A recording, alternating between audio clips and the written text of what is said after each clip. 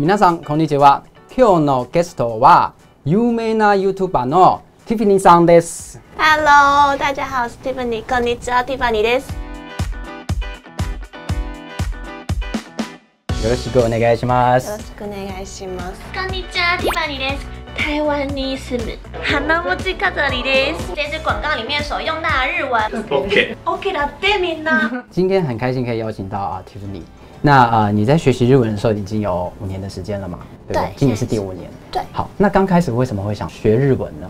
最一开始其实是在我国中的时候，那时候因为就是跟朋友一起迷上杰尼斯，是对我最喜欢的是山下智久。好的，所以我那时候就是看了很多他的日剧，然后也看他最新的消息，然后会是日文的，所以当时就有日文课程，然后那时候就有报名嘛，然后每周上1次的课，是。可是我上了一整个学期，50音也没有背起来哦。对，那真正再次开始学才是上大学之后。那我们知道日文有很多的敬语。对，那你在敬语在日本很常使用吗？敬语在日本的时候，其实算是非常普遍。基本上只要你是跟不认识的，比你年长的人，基本上都会用敬语。是我那时候印象很深刻，是我跟我朋友一起坐计程车，他在跟计程车司机闲聊的时候，他对计程车司机就用了我认为的最高级的敬语。哦，对，就是已经不是desu mas 这种。改变句文这种简单的敬语，已经是比如说知りますか，然后他就是用了最高级的敬语ご存知ですか。哦，他是整个换了一句话，这种算是蛮高级的敬语了。对，但是他们其实是即使是大学生，然后也是很自然的在生活中使用。是一路以来学日文，你有没有遇到最大的挫折？我就是很喜欢跟日本朋友聊天，但是当他们就是讲一件事情，然后我听不懂，我再问他们。我还是听不懂，然后再问一次，我还是听不懂的时候，我就会真的觉得说，怎么会这样？对，就是他已经试图用更简单的说法，再更简单的说法跟我讲，我还是听不懂的时候，我就会觉得说啊，果然我的日文还有非常非常大的进步空间，这时候就会很挫折。那面对这样的挫折，你自己会怎么安排去克服这些困难？这就是单字量的不足。Okay. 对，那如果像是比如说我自己在说话，那我讲不出来的时候，我就会希望我的朋友，就是如果是日本人的朋友的话，在我好不容易花了3分钟、5分钟，终于把一件很简单的事情讲清楚之后，我会希望他用，如果这句话是你要说的话，你会怎么说？是对，就是你日本人，你用你最自然的日语要讲这句话的时候，你说一遍给我听。是对，然后我再会去学他的说法。对，所以你最重要还是回到母语者，跟他们请教说怎么使用最精简的日文表达一个可能一个比较复杂的想法。对，那可以请 Tiffany 跟我们介绍，在日本，不管你会不会说日文，那一定要学的日文有哪一些？当你讲错一个字或者是一个词的时候，你要怎么去更正说哦没有啦，我要讲的其实是 blah blah blah。像是比如说举一个例子来说，我日本朋友，然后那时候我们刚认识，然后因为我的名字其实有点难记，就是我叫 Tiffany， 然后很多人会以为我叫 Stephanie，对，就是史蒂芬妮，但是我其实就是没有那个 S，对，所以那时候他就跟我讲说，就是 Stephanie， 你最近还好吗？然后我那时候就是说，哦。还好啊，就是表现的有点尴尬的时候，他就意识到说，哦，不对，我好像是不是叫这个名字的时候，然后他就说啊，ごめん、Tiffany でした、Tiffanyでした。所以他其实是用一个很简单的句子就可以解释到说，我不是要，我刚刚那个字是错的，真正的字其实我要讲的其实是 Tiffany。对，那只要在句尾，でした，或者是如果是评语的话讲だった，就可以就是很快速的。更正你讲错的话。是的 ，desta 跟 data。desta 跟 data。好，那另外我想跟你聊聊你的YouTube 频道，讲日文的台湾女生 Tiffany。对。那刚开始为什么会有这样的想法，想要做这样的频道呢？对，就是我这个频道的宗旨是，就是小技巧，还有就是课本上没有教的日文嘛。那当初其实是因为我的学校政治大学里面有很多人都有在修一些，比如说非本系的日文课。我看到他们都学的有一点就是半吊子，那可能后来就是要毕业了也比较忙，然后就没有再继续这样子，对，所以我就会觉得这样子的状况其实很可惜。然后而且他们也就是很常会跟我反映的状况是，我当初明明是想要看懂日剧，才来学日文，可是我都是学一些什么自我介绍，现在几点，然后那条路要怎么走，就是其实跟日剧里面他真的想要知道的东西，并不是那么的相关的时候，他就会觉得他学得很气馁。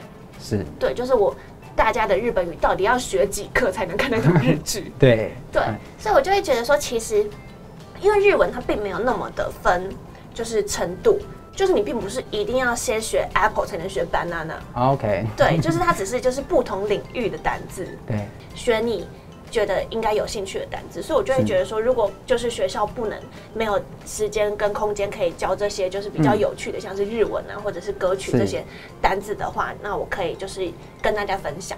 那希望让看我的频道的人会觉得说，学日文其实真的是有趣的，然后让大家的动机比较能够持续下去的话，我就会觉得说，想要做这件事情。你最近也开始一个很有趣的计划，叫做30天不间断日文挑战。对，因为那时候其实刚好是寒假，然后我就想起大家好像在就是放这种长假之前，都会跟自己讲说，这个假期我要减肥，这个假期我要读日文，我要读英文，这个假期我要做什么？但是好像事实上就是因为你就是一个人待在家嘛，就想想说，好像不错，也没有什么关系，是不是？会怠惰。对，所以我就想说，那给自己一个挑战，然后就是密集的加强自己的日文，然后想要把这个过程也分享给就是我的观众们，每天上传影片，应该做得到。对，所以我就开启了这个计划。那拍到目前为止，你觉得最大的收获是什么？我觉得最大的收获是因为我刚好是生活在日本，对，然后我反而就是因为我每天都要出产一支影片的时候，我就会在生活当中一直在寻找我的题材，然后我就是坐电车的时候，就是这样子一直看着窗外，然后看那个广告，然后这样子就是开过去的时候，这个字我没有看过，我就抄下来，对。就是我会很注意生活当中本来就是看过就算了的字，我会更想说，这个可能可以分享，或者是这个其实它是很实用。所以其实在这个环境里看到的日文都是一个学习的材料。对，30天不间断日文挑战之外，还有很多小单元。那有一个特别的是那个你去访问一个日本公司的社长。对，我觉得那个是要日文非常流利的人才能做到一个像这样的访问。那你自己还是会在哪一个部分做加强呢？其实我在访问日文社长的这些影片，就是我用日文对话的影片里面，我用的日文都不是100%正确的。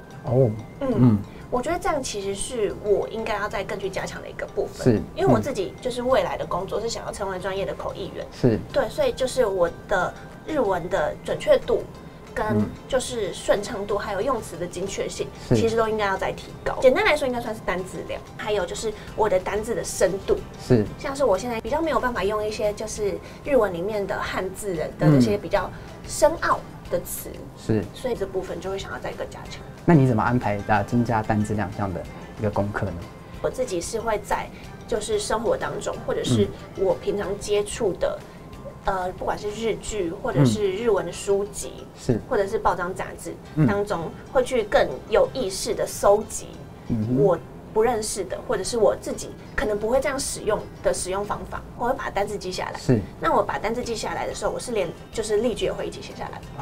对，就是而且那个例句是我看到的那个当下，比如说我现在是在一个新闻报道里面看到这个单字，我会把那个整个句子一起写下来。就是我使用的时候，如果可以不只是用这个单字，而是直接用我当初看到的那整个句子的话，那当然正确性会高很多，因为这不是我写的。而且你可以很容易记住那个字。对，所以对我来说，这会是比较有趣，而且刚好可能，比如说我在一篇文章里面看到10个单字，那这10个单字彼此之间就会有一些关联性。对，所以对我来说，这会比较容易记忆，因为这是一个块状的资讯。OK， 就不再是一个点状这样背单字。有时候我发我的现实，然后我的观众们看到我的课本是韩文的，他们觉得很惊讶，说你用一个外语去学另外一个外语，不会很难吗？有一个日文我觉得很实用，就是我在跟我朋友之间，就是拿来呛人，中文会讲说你很浮夸那这一句日文叫做你真的很浮夸